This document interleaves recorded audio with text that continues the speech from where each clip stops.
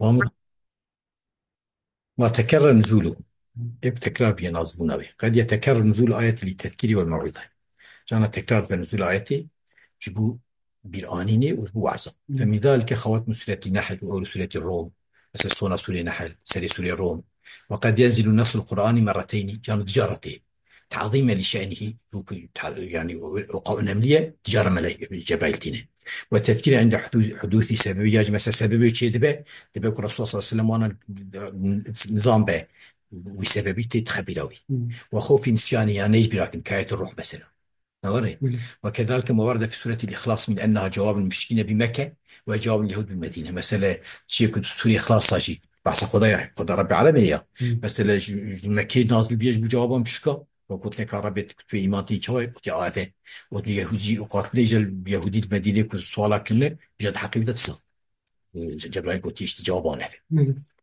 والحكمة في ذلك كله طبعا حكمة أنه قد يحدث سبب من سؤال، مثلا جانا سبب شيء يا سؤالك أو حادثة نوري من سؤال حادثة يا أولايكي تقتضي نزول آية تقاسك آياتك ورشبوه. وقد نزل قبل ذلك ما يتضمن حال بريوت شكوي سؤال يدخل دقيقة آية خاتية فيوحى إلى النبي صلى الله عليه وسلم تلك الآية بعينها أو يعطي وحي كرين تذكيرا لهم بها تخبروا وبأن تتضمن هذه بفرزة وأفه جواب وأفه كقوله تعالى ما كان النبي والذين آمنوا وكفي آياته طوال.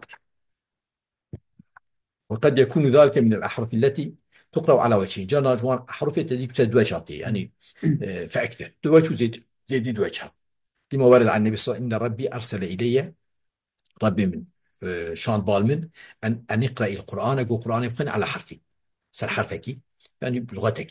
فرددت إليه من مراجعتك أن هون على أمتي بقول حتبك فأرسل إليه أن يقرأه على حرفين بقول سرد حرفا فرددت إليه لسان من مراجعتك أن هون على أمتي بقول حتبك سر أمتي من فأرسل إليه اقرأه على 7 أحرف يعني أوي دبجة مثلا يجبو وقت برصاص صاحب بش زاتن فانا ما جويا وقت حزت عثمان توبكر ندر فاي فانانه ندر فاي فان أحرفانه فان لغته هبون نوري أما تبجي محافظة كثير جامعة تبزاتن بمحافظة كثير.